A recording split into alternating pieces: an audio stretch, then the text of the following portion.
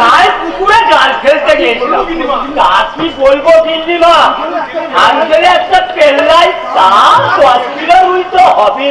রুই তো হলো না, ধরলেই তো হলো না, ওটাকে কেটে কুটে রান্না তো আমাকেই করতে হবে নাকি? ও গিন্নিমা, এই ঝিলিক দিদি বলি কবে না আসবো? আরে বাবা, আসার তো সময় হয়ে গেছে, এখনো যে কেন আসছে না সেটাই তো বুঝতে পারছি না। কেন বুঝতে পারছো না নন্দিনী?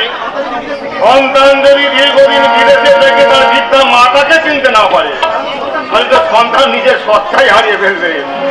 হ্যাঁ, তুমি ঠিক কথাই বলেছো। সবাই যদি শহরে চলে যায় তাহলে দুরন্ত অবক্ষয় থেকে গ্রামকে রক্ষা করবে কে? নন্দিনী, এই প্রশ্নের উত্তর তারাই দিতে পারবে যাদের মনে প্রশ্নের ঝড় উঠেছে। হ্যাঁ, তুমি ঠিক বলেছো। আর সেই জন্যই তো সেই ঝড়কে থামাতে আমি আমার বোন ঝিলিককে গায়ে ফিরিয়ে নিয়ে আসছি। বৃক্ষের আচর চালানো গায়ে এখানে লোক আছে, সব কাজ করে। কৃষক বন্ধুরা ঠেকিতে নাচায় পায়ে, প্রতি সন্ধ্যায় পিঠ চলে ঘরে ঘরে। হঠাৎ সেদিন জল আনবার পথে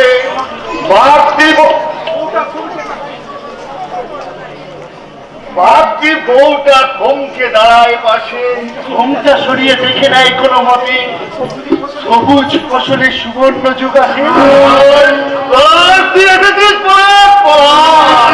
বল বল বল, এই কোন ছোট্ট বেলায় আমরা সেই খোঁজনা করেছিলাম, এখনো এখনো এখন তো মনে আছে, মনে আছে এখন কেমন আছে?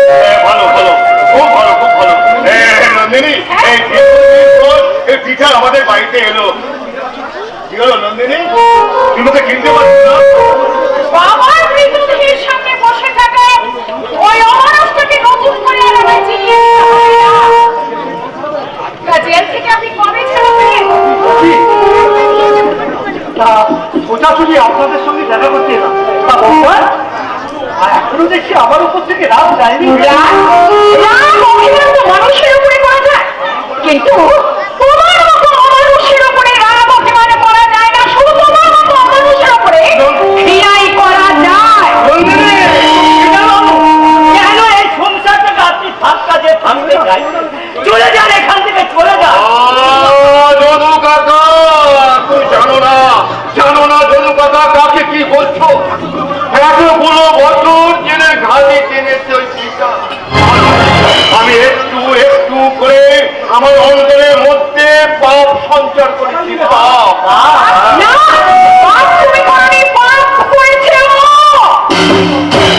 তাই তো আজকে পাপে প্রায়শ্চিত্ত করে আজকে এসেছে তোমার কাছে।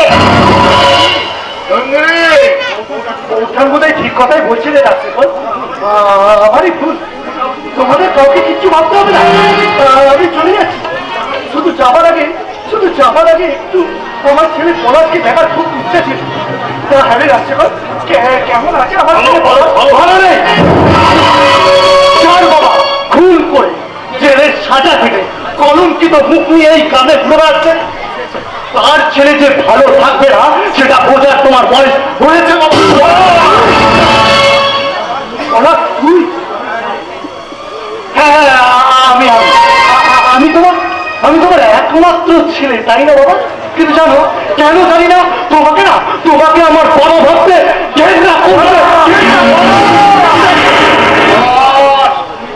তোর বাবাকে অপমান করছিস। জানি এই পৃথিবীতে আসতে গেলে প্রত্যেকটা মানুষের একটা বাবা বাবা ভাবত কর্তা বাবু, কিন্তু শুধু জন্ম দিলেই তো বাবা হওয়া যায় না। দীর্ঘ 12টা বছর আমি বাবা স্নেহ আমি কিচ্ছু পাইনি। আপনি আর কিডনি আমার না থাকলে হয়তো সময় শুতে আমি আজ এতগুলো বছর পর পিতৃত্বের অধিকারে এই সন্তানের প্রতি ভালোবাসা করে না আমার অসহ্য লাগছে। আমি আর সহ্য করতে পারবো না। একটা অজ্ঞাত ছড়ে আমার ভাষাগুলো সব এলোমেলো করে দিচ্ছে। আমি চাই তুই কেন তুই বলতে পারছি না? আমাকে বলতে দে, আমার বলতে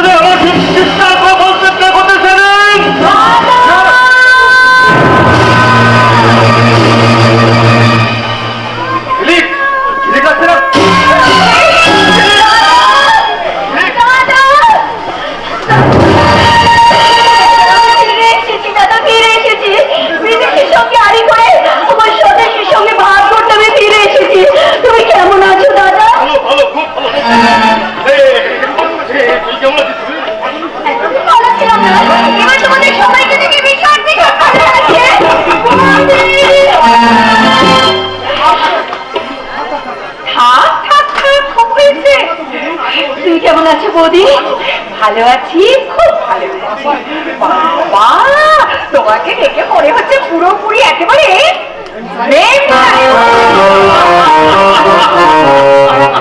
তা হবো না, সময়টা তো আর কম কাটেনি, তাও বিদেশে। আরে ছোট কাকা, কেমন আছো? ভালো আছি। কিন্তু ঠিক চিনতে পারলাম না। আরে আমি চাপা, তুমি বিদেশ চলে যাবার পর তারপর তুমি আমাকে তুমি আমাকে দেখনি তো দিদি? না, তোমাকে আমি দেখিনি দিদি, সেই চিঠিতে আমি তোমার কথা পড়েছি। কি হলো? আরে অসাধারণ ব্যাপার। তুমি কি? আরে সে কি? তুই ওকে চিনতে পারছিস না? ছোটবেলায় কতদিন একসঙ্গে খেলা করছি। ছোটবেলায় খেলা করতাম মানে? হ্যাঁ, শুধু কি তাই? ছেলেবেলায় তোর বায়না সামলাতে গিয়ে ও তো বাস থেকে পড়ে গিয়ে হাত পা ভেঙেই ফেলেছিল। আর তাই দেখে সে তোর কি কান্না মানে? ভালো করে তুমি চেয়ে দেখো, দেখো তো চিনতে পারো কিনা।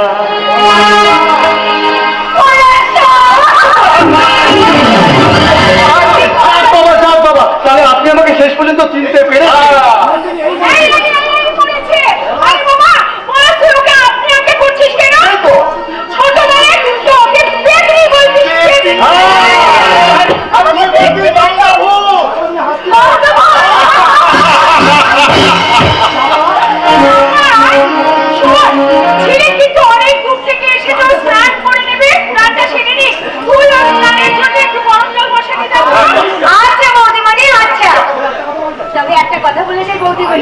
আজকের এই শুভ দিনে যদি কর্তাবাবু পিটার বাবুকে থাকতে বলে তুমি আর আপত্তি করো না, কারণ কুকুরের কাজ কুকুর করেছে, কামড় দিয়েছে পায়। তাই বলে কি কুকুরকে কামড়ানো মানুষের শোভা পায়? চলি দিদি বুড়ি। চপল সবটা খুব বেড়ে গেছে নন্দিনী।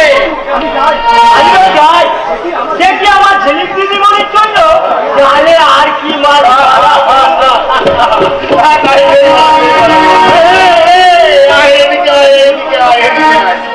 তুই ওখানে একা একা দাঁড়িয়ে কি করছিস?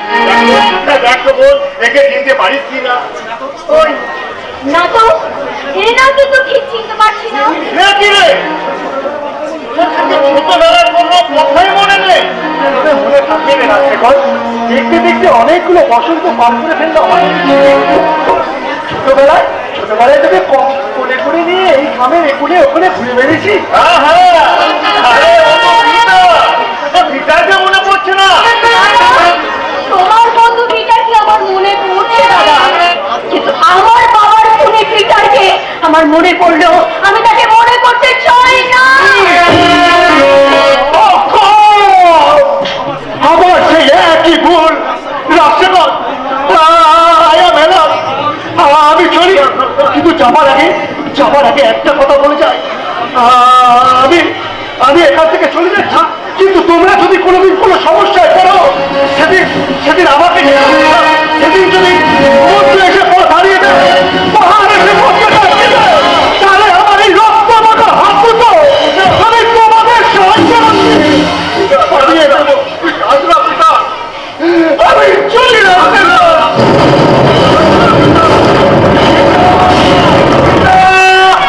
ওকে যেতে দিন করবো বাবু।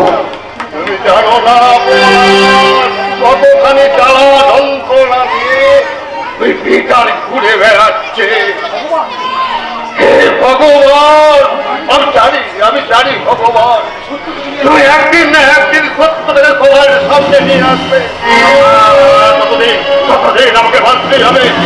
আমি বাঁচবো, আমাকে বাঁচতেই হবে।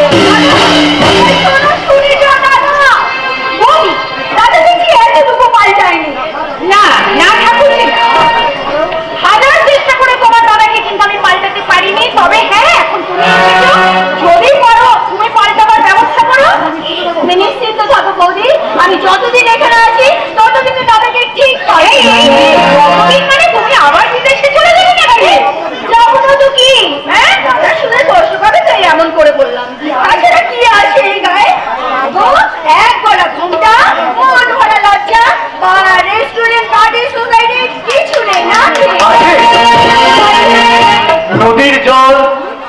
ধানের ক্ষেত, পদ্ম আর শালুকের দল। সিনেমা হল, থিয়েটার হল, বলিউড টলিউড হিটিক শাহরুখের মোড় মাতানো গান, দিল মেরা হর বারে সুননে को बेकरार है, कहना प्यार है, कहना प्यार है, दिल मेरा हर बारे सुनने को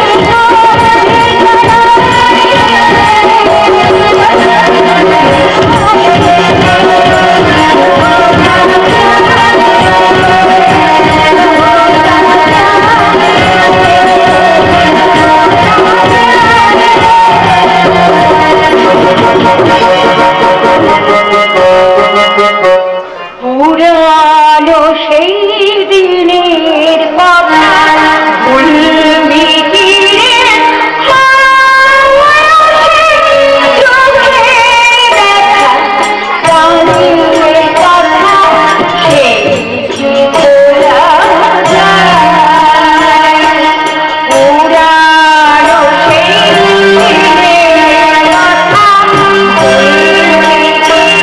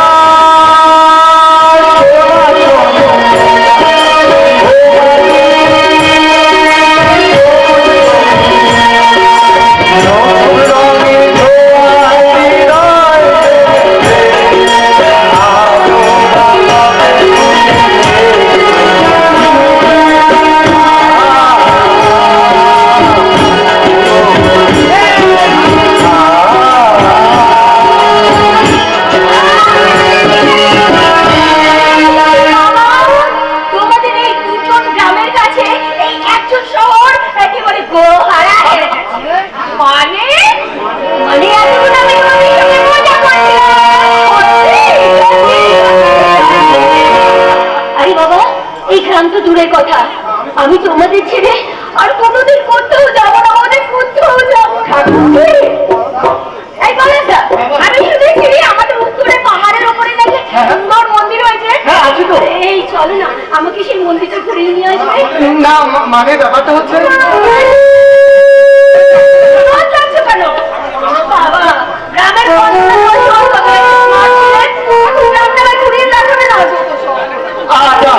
দেখাবো দেখাবো, তুমি তো অনেক দূর থেকে এলে, বিশ্রাম করে তুমি মানে রেস্ট করো, আমি তোমার সেই বিকালে নিয়ে যাবো। ঠিক আছে, এখন আমি যাই, মাঠে যাই, তুমি দেখি না না কিনিমা, আমি মাঠে গিয়ে কিষেনদের ছুটি না দিলে ওরা খেতে যায় না, আমি ওদের ছুটি দিয়ে এসে তারপর আসবো না, ঠিক আছে? আমি এখন চলি। ঠিক আছে, আমি সেই বিকেলে এসে তোমায় নিয়ে যাবো, এখন আমি যাই। যাই বলতে হয় আসি। আমাদের ছেলে কিন্তু অনেক বড় হয়ে গেছে। আসি আসি গেছি না, আসি গো পেদিনি।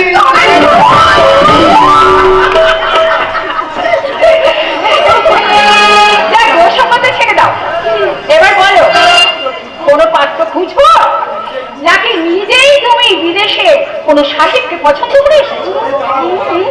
আগে দাঁড়াও দাঁড়াও,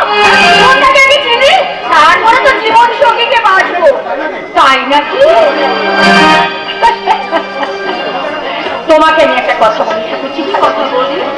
তুমি তো জানি তোমার দাদা তোমার দিদি জামাই বাবু একদম সহ্য করতে পারে না।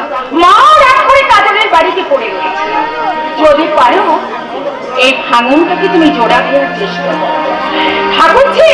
এই সাজানো বাগানটা যেন শুকিয়ে না যায় ঠাকুরজি, এই সাজানো বাগানটা যেন শুকিয়ে।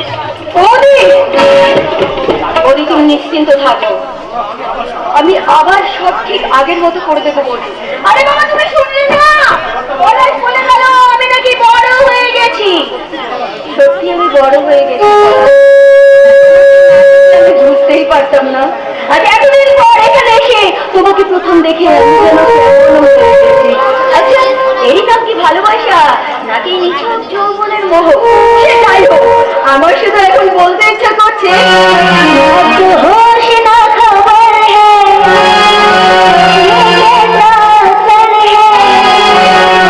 तुमसे मिलने के बाद दिल भर, तुमसे मिलने के बाद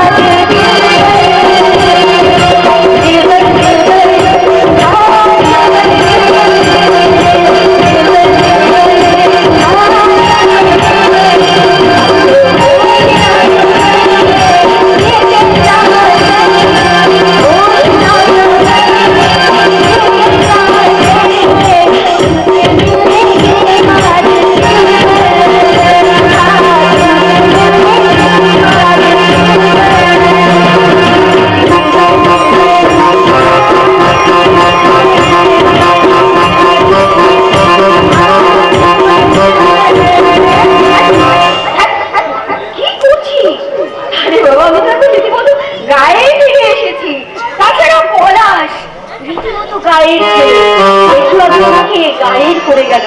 তাই তো ওর জন্য গায়ের ভাষায় আমি বলবো, কি লিখি তোমায়,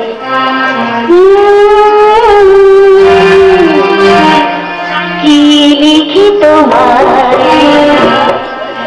তুমি ছাড়া কিছু ভালো লাগে না আমার, কি লিখি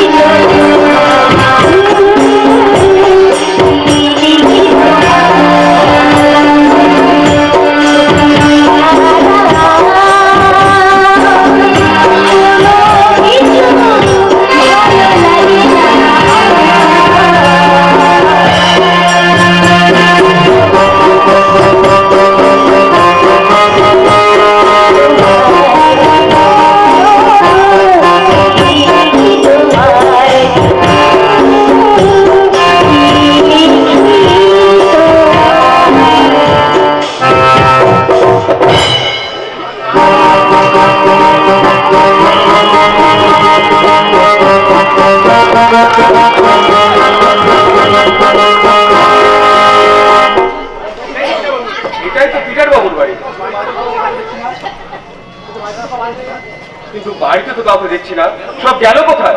পিটার বাবু, কণ্ঠ আমার রুদ্ধ আজকে বাঁশি সঙ্গীত ছাড়া আমাবস্যার কারা লুপ্ত করেছে তোমার হৃদয় দুঃস্বপ্নের তারে। তাই তো তোমায় সুধাই অশ্রু জলে, যাহারা তোমার বিষয়েছে বায়ু, নিভাইছে তব আলো। তুমি কি তাদের ক্ষমা করিয়াছ? তুমি কি বেশিছ ভালো? আপনি পিটার বাবু? আগে হ্যাঁ, কিন্তু আমি তো সাজা শেষ করে গ্রামে ফিরেছি, পালিয়ে তো আসিনি। তাহলে আমাকে ধরতে আবার পুলিশ কেন? আপনি আমাকে ভুল বুঝছেন, আমি আপনাকে ধরতে আসি, এসেছি আপনার সঙ্গে আলাপ করতে। আলাপ করতে? এতদিন জানতাম জ্ঞানী ডাক্তার কিংবা ইঞ্জিনিয়ারের সঙ্গে লোকে আলাপ করতে আসে, এখন দেখছি আমার মতো একটা কাজী পুলিশ সঙ্গে আলাপ করতে আসে, অধিকার সরকারের মতো চাঁদের পুলিশ অফিস। আপনি আমাকে ছেড়ে? আরে চিনি চিনি চিনি, আমার লাইফ আমার প্রত্যেকটা ভালো করে চিনি। এই নাটকের বহু প্রয়োজন হবে। কেন জানে? কেন? আমার আমার মাথার মধ্যে তাও তাও করে আগুন জ্বলছে, এক মুঠো শান্তি চাই, সে আগুনটাকে চাপা দেওয়ার জন্য। পিটার বাবু, আগুনটা আপনার মাথায় নয়, জ্বলছে আপনার বুকে, আগুনটাকে জ্বলতে দিন। জানেন, একদিন দেখবেন এই আগুনটায় আপনার অতীতের সমস্ত হতাশাকে পুড়িয়ে নিজেই ছাই হয়ে গেছে। ছাই যে আগুন চাপা দিতে হবে না, কিন্তু কলঙ্ক নিয়ে বাঁচবো কি করে অফিসার? চাঁদ যেভাবে করে অফিসার, কলঙ্ককে নিয়ে বয়ে বেড়ার ক্ষমতা কেবল যে চাঁদেরই আছে অফিসার, আর আমি জানি না আপনি খুনটা কেন করছিলেন, কিন্তু আমার মনে হয় এর বিষয়ে কোনো গভীর ষড়যন্ত্র কাজ করছে। কিন্তু এবার আমি নিশ্চয় থাকতে পারে আইন আপনার সঙ্গে আছে। আরে রাখুন মশাই আপনার। এখন ভারতবর্ষের বুকে এই আইনটা না ওই রাজনৈতিক নেতাদের পুতুল নাচের পুতুল, যেমন খুশি তেমন নাচাচ্ছে। হয়তো আপনার কথাটাই ঠিক, কিন্তু আমি ওদের মধ্যে নই। বেশ, তাহলে আমার উপর নজর না রেখে এখন আমার ছেলে পলাশের। পলাশ কেন? পলাশের কি হয়েছে? কিন্তু এখন কিছু হয়নি, তবে ও যেভাবে রাজশেখরকে আন্দোলন করে বসে আছে না, তবে ওর উপর আমার না অস্বাভাবিক কিছু না। আমি আপনাকে কথা দিলাম, পলাশের কিচ্ছু হবে না। ধন্যবাদ, অসংখ্য ধন্যবাদ। আসলে কি জানে সামসিকার, পলাশের জন্য আমার খুব ভয় হয়। আমার মতো কেউ যদি আমি তো কথা দিলাম পলাশের কিচ্ছু হবে না। এবার পলাশের কথাটা ছেড়ে এবার নিজের কথাটা একটু ভাবো। আমার কথা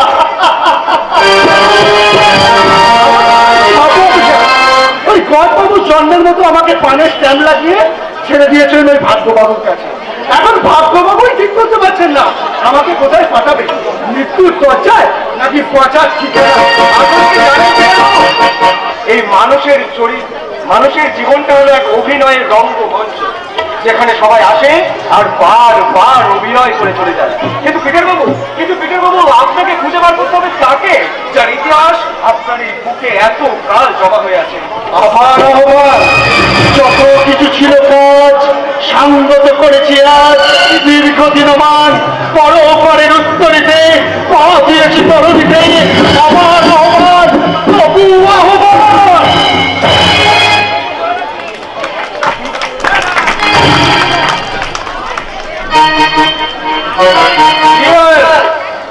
মিস্টার মুখার্জি, তুমি যা কথাগুলো বললে তা কি সত্যি?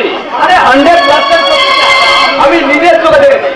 এই রাজশেখর বাবুর ছোট বোন ঝিলিক আর ওই পলাশ তাই গ্রামের এতরে ঘুরে বেড়াচ্ছে। কিন্তু তাহলে তো চলবে না, এই খেলার মেন যে আমাকে হতেই হবে। ঝিলিক কি পলাশ নয়, বিয়ে করবে আমার ভাই গন্ডগোল। কিন্তু মুখে বলা যতটা সহজ কাছে করা ততটা সহজ হবে না স্যার। মানে ছোটা পথে মেনাতে আপনি হতে পারবেন না। আর ওই পাকা পথ ধরলে বড়বাবু আপনাকে ধরবে।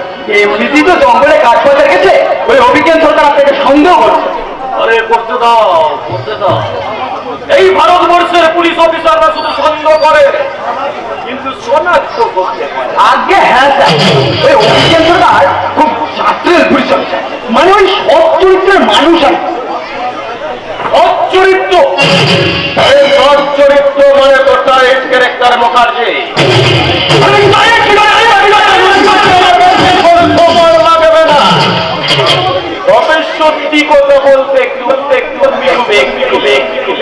আরে যেভাবে সততার অভিনয় করে যাচ্ছ, তাদের সবাই আরামজাদা ওসির বাপের ক্ষমতা নেই। খেলবে কি চাই চলেছে মঙ্গল থেকে বেআইনিভাবে কাঠ বাজার করতে গিয়ে আমাদের লড়াই ক্লাবের মঙ্গল সিং বড় বড় অভিজ্ঞান সরকার এত ধরা পড়েছে। আরে এবারে মায়ের শরীরে সবকিছু বলে দিলে আমাদের তো সর্বনাশ হয়ে যাচ্ছে। আরে এ তো দেখছি মোর অজামালায় পড়া গেল রে। সবাই আছেন না, বাস কেন জানে পরের লাইনটা আমি জানি, বলবো দাদা? ওই অভিজ্ঞান সরকারের পাকা গজিয়েছে, এবারের সততার পাকা দুটোকে কেটে ফেলতে হবে। আরে মুখার্জি,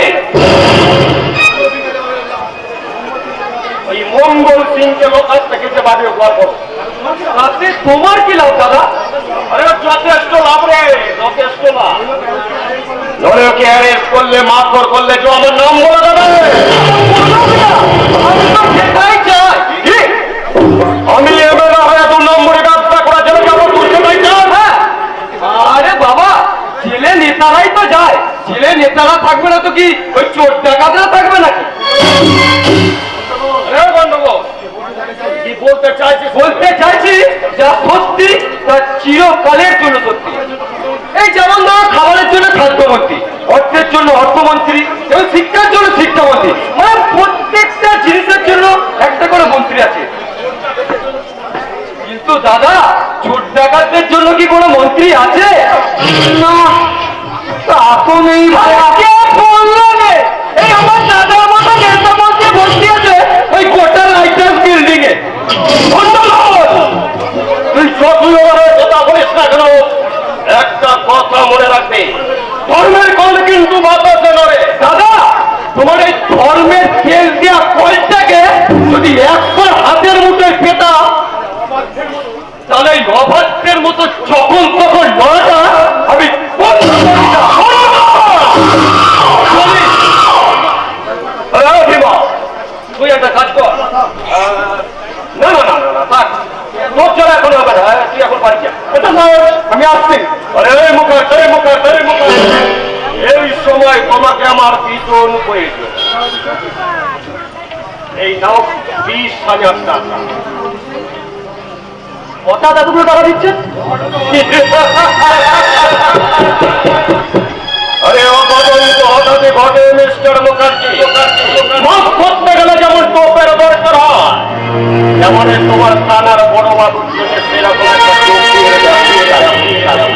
তোমাকে খুব সাহায্য। হ্যাঁ শোনো,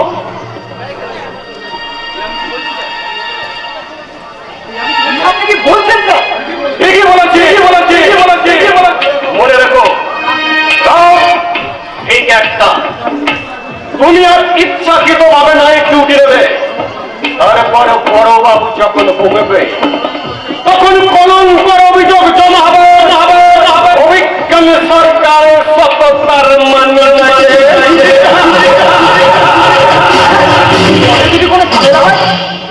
আরে নিশ্চয় কোনো ঝামেলা হবে না, আমি সব টাকা দিয়ে চাপা দিয়ে দেবো। ঠিক আছে সাহেব, আমি তাহলে এখন আসছি। হ্যাঁ, তবে দেখবেন আমি যেন ফেসে না যাই। কেউ ফাঁসবে না। আরে ফাঁসবে তো শুধু ওই অভিজ্ঞান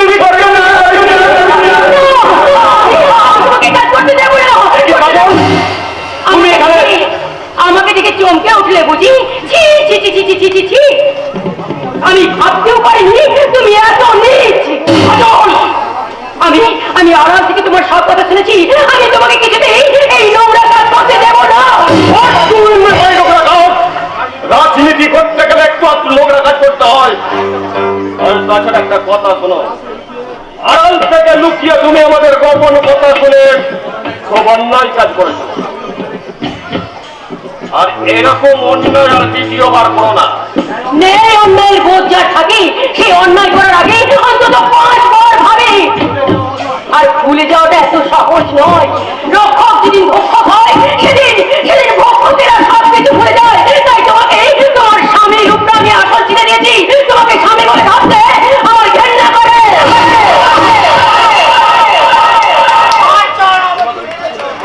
তোমাকে ভীষণ ভালোবাসি। আমার বংশ সম্বন্ধে কতটা জানো তুমি? আমার বাবা ছিলেন একজন স্কুল শিক্ষক। আমার কাকা যে কুড়িয়ে চলতো, এইগুলো মেয়ে সৎকার করতে গিয়ে বাজার করতে গিয়ে গুলি খায়নি। ছাত্র আন্দোলনের সময় মিছিলের প্রথম তারিখে ইংরেজদের হাতে গুলি খেয়ে তার পাটা চলে গিয়েছিল। আমার বাবা আমি একদিন বিয়ে পাস করলাম।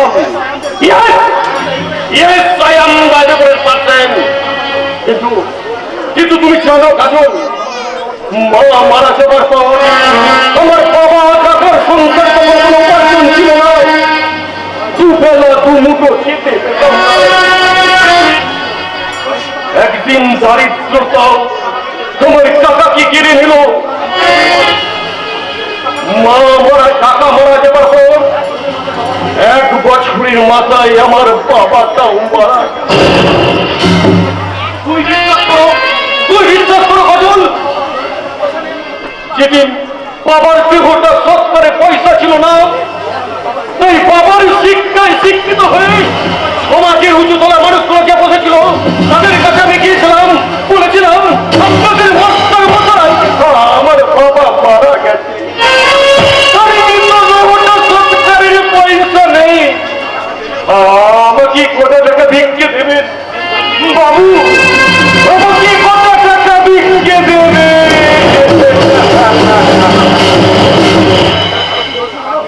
তারা কেউ আমাকে একটা টাকাও ভিক্ষে দেয়নি। তারা বলেছিল খুচরো নেই, পরে এসো।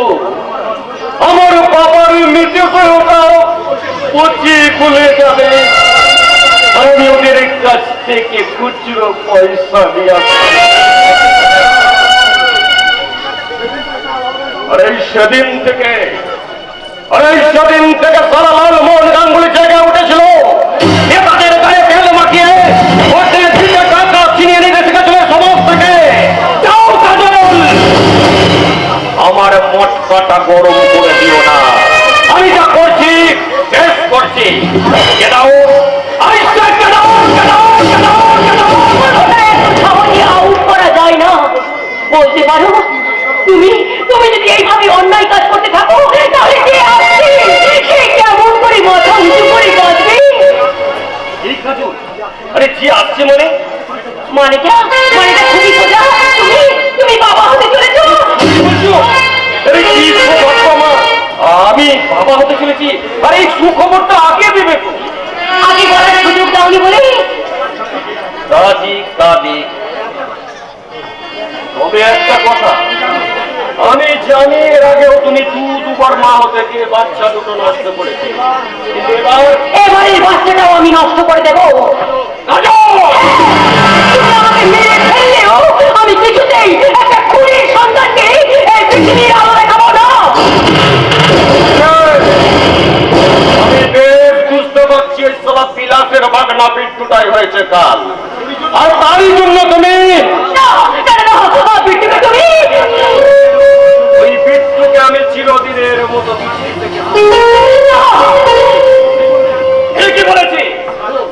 আরে কাজল, তুমি বাঘের শিকার করে এখনই, তাই না? এবার দেখবে যদি আমার কথা না শোনো তাহলে তুমি যাকে সব থেকে বেশি ভালোবাসো সেই বিট্টুটাকে আমি ছাগল বানিয়ে খুঁজে খুঁজে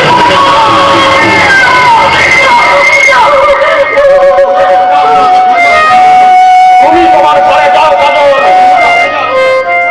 আর একটা কথা জেনে যাও, আজ থেকে আমার অর্ডার ছাড়া ঘর থেকে তোমাকে কেউ বাইরে আসতে দেবে না। তার মানে তুমি আমাকে ঘর বন্দি করে রাখতে চাইছো? তারা তোমাকে ছেড়ে দিলে তুমি আমারই চিহ্নরাতে দাঁতের গোড়া ভাঙবে। তাহলে তুমিও শুনে রেখো, তুমি আমাকে না ছাড়লেও তোমার ওই বিশ্বাস একদিন না একদিন ঠিক ভাঙবে। আর মনে রেখো, বাপ উপোস করে মরবে কিন্তু কখনো ঘাস খেয়ে বাঁচবে না। অনেক ঝামেলা একসঙ্গে বাসা বাঁধলো। কি ব্যবস্থা? খুব টেনশন আছে মনে হয়। হ্যাঁ বিলাস, তোমার সঙ্গে আমার খুব দরকার। হ্যাঁ, আচ্ছা বিলাস, তুমি জীবনের সব থেকে কাকে বেশি ভালোবাসো? আমার বিট্টুকে স্যার, ও আমার চাল, আমার স্বপ্নকে নিয়ে। আমি যদি তোমার মুখ থেকে সেই ভালোবাসার হৃৎপিণ্ডটাকে কেটে নিই তাহলে কি তোমার নিঃশ্বাস প্রশ্বাস চলবে? না, চলবে না।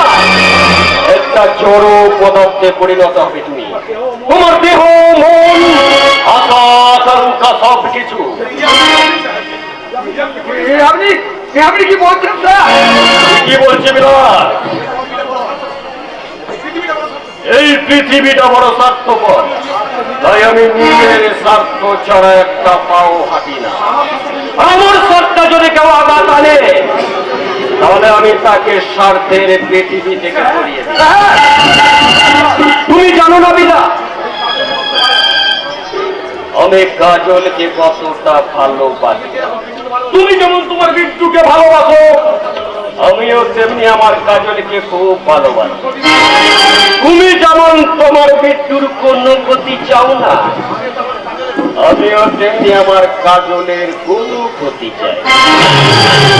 যদি তোমার মৃত্যু এ বাড়িতে আসে, তাহলে কাজলের বড় ক্ষতি হয়ে যাবে। আপনি জানেন না স্যার, ওই বিট্টুকে কাজল দিদি কতখানি ভালোবাসা। ওটাই তো আমার সব থেকে বেশি চিন্তা বিলাস। শোনো বিলাস, ওই বিট্টুকে যেন আমি এ বাড়িতে আর না দেখি। বিলাস, আরে বিট্টু যদি এ বাড়িতে আসে, তাহলে কাজল আমাকে পিতৃত্বের অধিকার থেকে বঞ্চিত করবে।